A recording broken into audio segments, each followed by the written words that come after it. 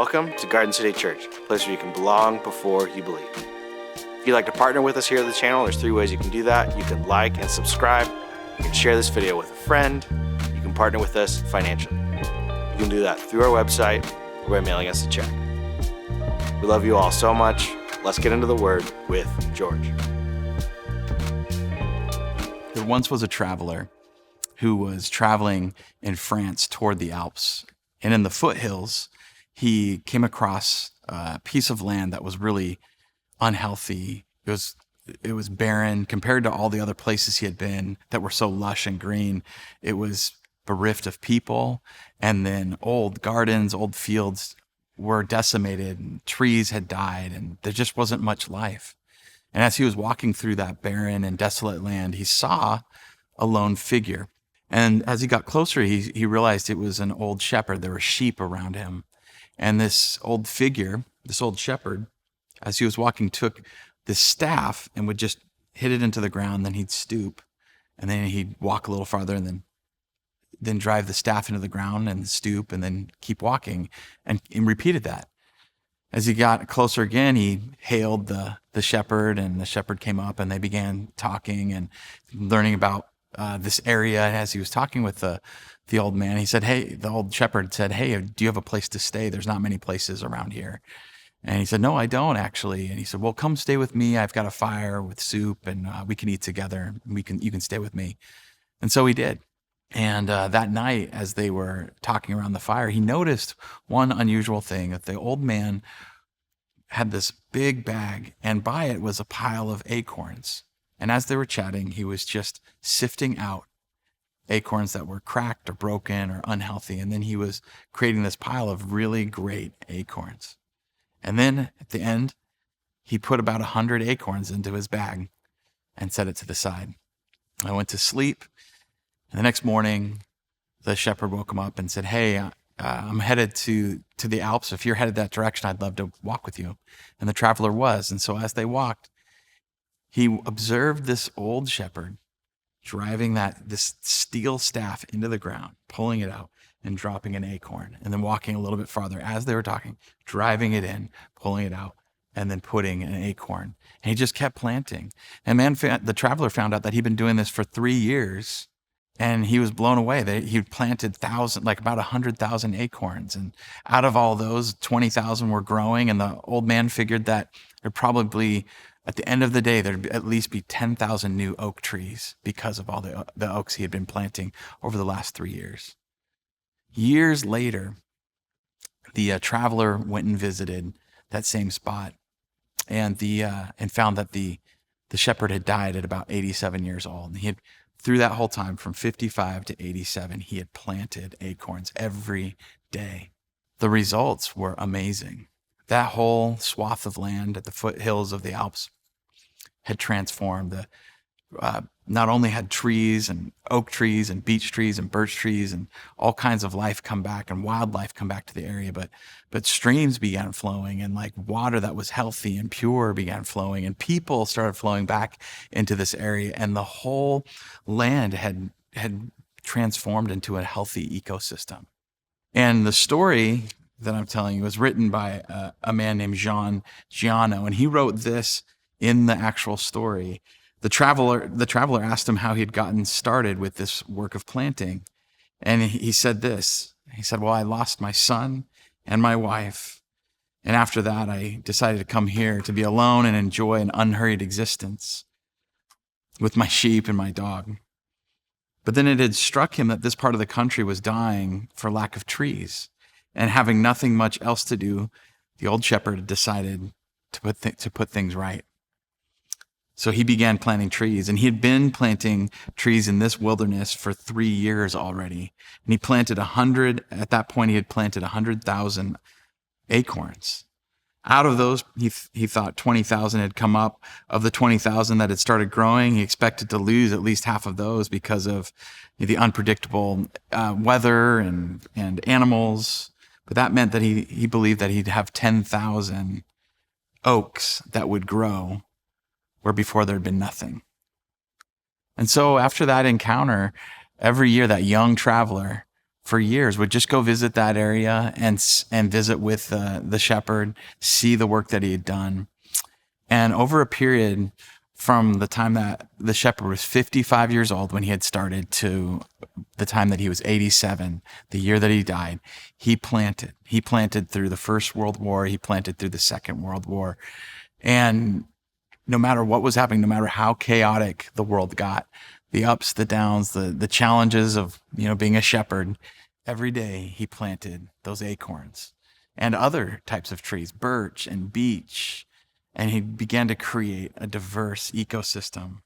So years later, coming back to that place, the traveler observed after the old man's death that the planting and growing of trees had a chain reaction, not only restoring and regenerating the forest ecosystem, but also restoring streams and brooks with clean, fresh water. Also, towns had developed. People were living in places they hadn't been living, and they were healthier and happier than ever. And as water reappeared, so did the growth of other seeds and other plants. Willows and reeds and meadows and gardens with all kinds of flowers began to grow. The whole ecosystem was transformed. And when I think about that story, there's so much meaning in it.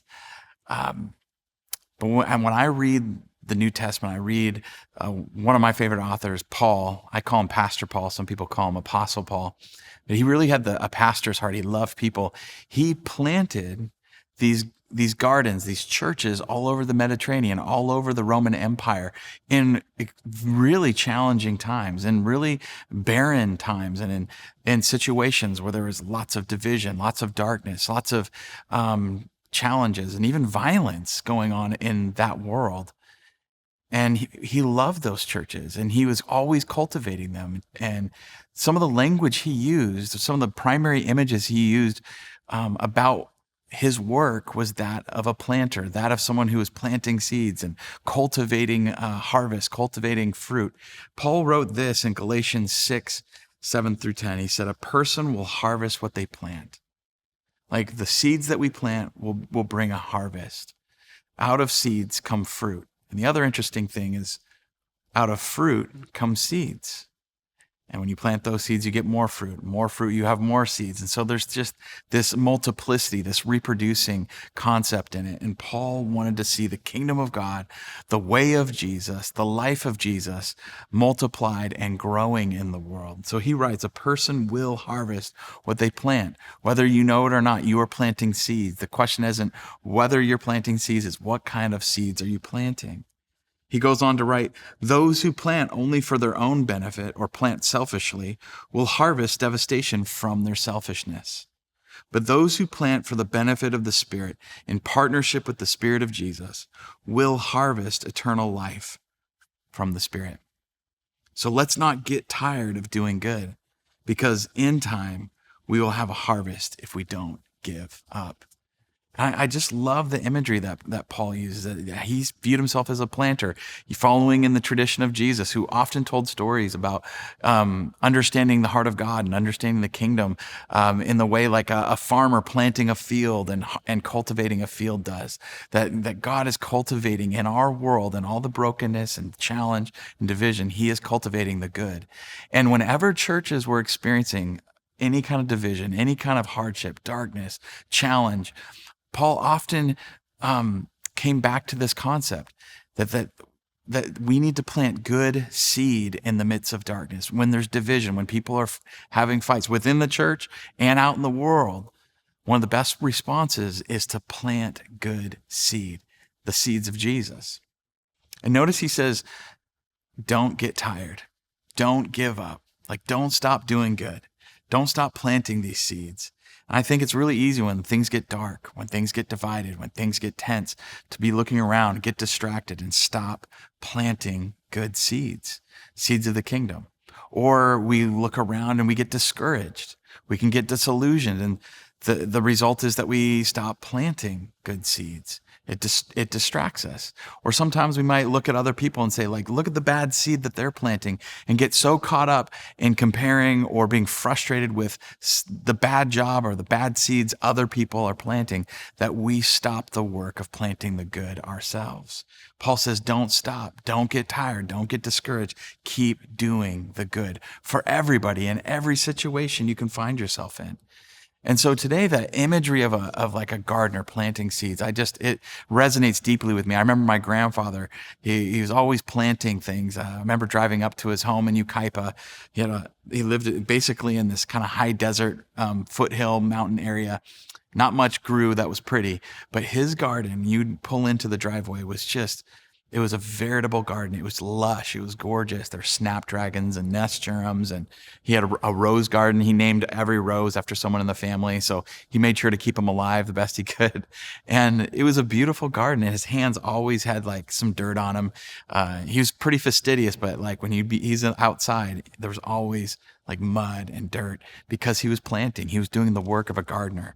And Paul, I think, in our world, in our day, with the things that we face and the divisions and sometimes the darkness we might feel inside and outside of our life that we might feel powerless with, Paul would remind us to keep planting seeds. Don't give up.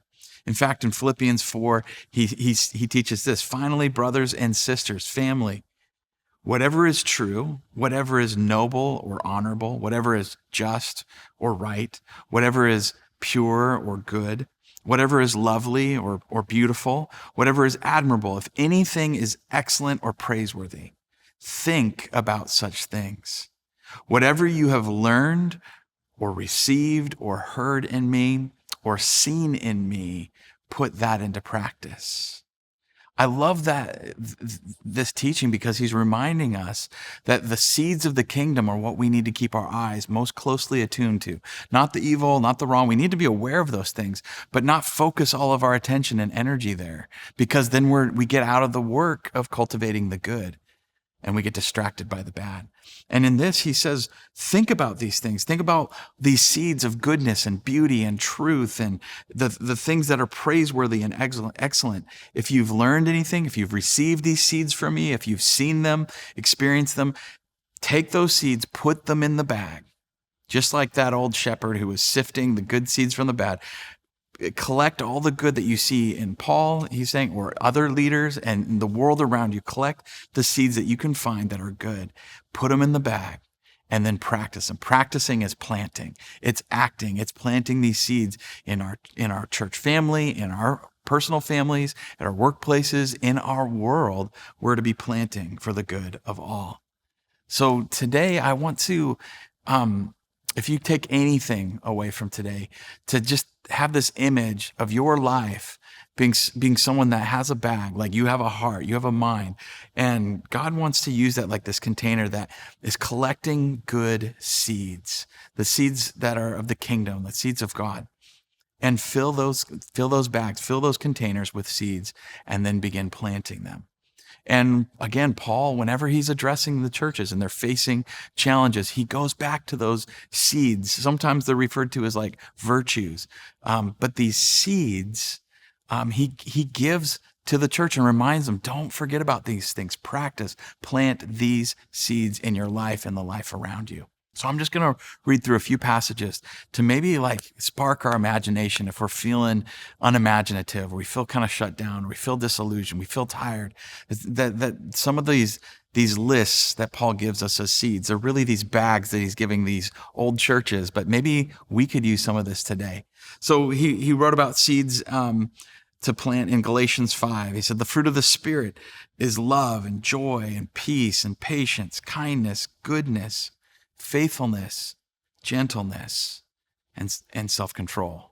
Not being out of control, not being harsh, but being in control, being gentle, being faithful, having a tenacious endurance with our love toward people. These are seeds that we need to put in the bag, and they will bear fruit. Another bag of seeds that we can draw from is a bag that he wrote about in Colossians 3. Therefore, as God's chosen people, holy and loved, put on compassion, kindness, humility, gentleness, and patience. Those are good seeds. Be tolerant with each other.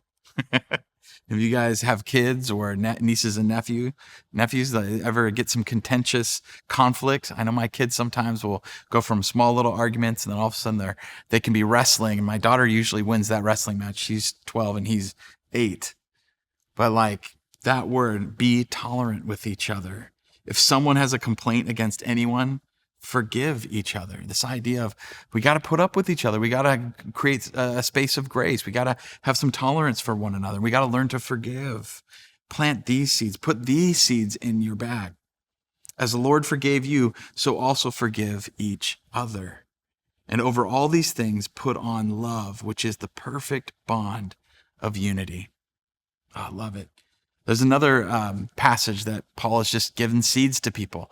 In Romans chapter 12, he writes in verse 9, love should be shown without pretending. What does that mean? Well, it's simple. He says, don't pretend to love people. Really love each other. We live in a world that likes to sometimes spend more time looking like they love than actually loving people. It's really easy to get caught up in looking and appearing a certain way rather than actually being good. Paul calls that out. This is a good seed. Actually love one another. He says, hate evil and hold on to what is good. Love each other like members of your own family. Be the best at showing honor to each other. The seeds of honor, the seeds of love. Don't hesitate to be enthusiastic. Be on fire in the Spirit as you serve the Lord. Like those of you who have that energy and that joy and that enthusiasm that you bring to everything and anything, those are seeds that people like me need. We need that encouragement. And I want to be able to plant those seeds with my life too, that enthusiasm. Be happy in your hope. Happiness, joy. These are seeds that are needed. Hope, this idea of being thankful and looking for a good future, even though it's not certain. We believe and we trust and we're thankful for the good things that will come down the road. And we trust that God is going to be good then, just like he's good now. Those are seeds. Stand your ground when you're in trouble and devote yourselves to prayer. Prayer, like one little prayer, is a seed. Your prayers of your lifetime, these are seeds to be planted that bear fruit. Contribute to the needs of God's people. It's the idea of being generous with your material goods, with your resources, with your money, being generous. And then it goes on to say, and welcome strangers into your home. Not only is generosity like that, these are seeds that we plant, but so is the ancient art of hospitality, of welcome. These are seeds to plant, seeds of the kingdom. It goes on to say, bless people who harass you. Bless and don't curse them. This is the idea of saying and speaking good to and over people. Be happy with those who are happy and cry with those who are crying. This is getting at the idea that there are seeds of empathy, seeds of solidarity, seeds of like radical kinship and connection that the world needs, that we are called to be planting in whatever gardens we might find ourselves in. Consider everyone as equal. This idea that we see the image of God in other people and then we honor them and treat each other with a sense of equality and not of superiority, not of like lifting somebody else up over others or pushing other people down in a world that like really embraces that at times. We're to be people who plant seeds of image of God in people, honoring people and equality. So consider everyone as equal and don't think that you're better than anyone else. I love that. Instead, associate with people who have no status. Oftentimes, people are encouraged to climb the social ladder, and the way you do that is by associating with people that have status, that can give you something. You can get something from them. Paul is saying, hey, we live in a world that needs to live the way of the kingdom, needs to see a better picture. And one of those ways is associating with people who can't give you anything. They don't have status that you can climb. They don't have something that you can take or exploit from them. It's everything about it. It's a pure gift, mutual love, mutual give and receiving. I love that picture.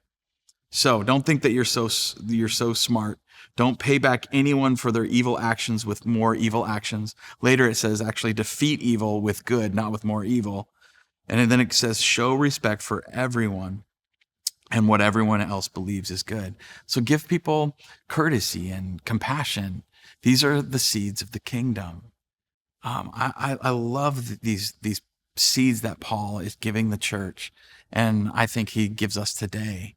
I would encourage you to meditate on passages like this. There's a few other I wasn't able to read, like Romans 15 or 1 Corinthians 13, where it talks about love is patient, love is kind. It's not arrogant, it doesn't boast.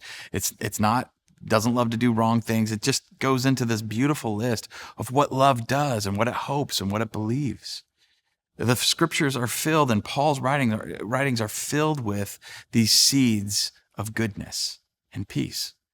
So let's focus our minds on that and collect these into our lives, into our hearts, put it in the bag, and then begin planting every day. And I love that story of this old shepherd who he might not have had an influence over a lot, but he had the influence he did have and the time he did have, he used to plant. And whether it was his country was going through a World War I or World War II, this old man just kept planting, wouldn't stop. And an ecosystem of health, of vitality grew up and just radically transformed that whole area. What if that happened in your life and in my life? We just kept planting. We just kept cultivating. We just kept doing the good. Even when we felt tired, we endured. We kept pressing in. I love that image. I love that vision. What I want to leave you with today is 2 or 3 reflection questions. And so if you would, just imagine yourself, with spiritually, like you've got this bag, you've got this container, and I don't know what your container looks like. Maybe you like to have a sparkly container. Maybe you like, I don't know, kind of like like a straw container, straw bag, or cloth bag, whatever your preference. But you got a bag. And this is something that God has given you to fill with seed, to sift good seeds out and sift good seeds into, and then do the work of planting.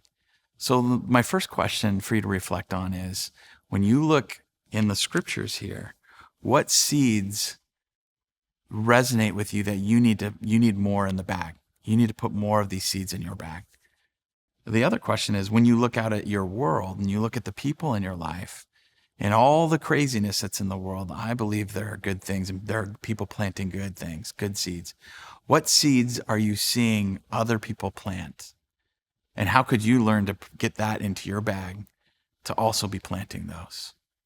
The last question for you is just this idea that this week, what are like 3 or 4 types of seeds that you won't think about planting, but you will plant? What are you going to plant this week? Is it encouragement? Is it grieving with somebody? Empathizing with somebody? Is it seeds of hope? Is it seeds of gentleness? Maybe patience? What are the seeds that you are going to plant this week? Guys, I love you so much. Have a good week.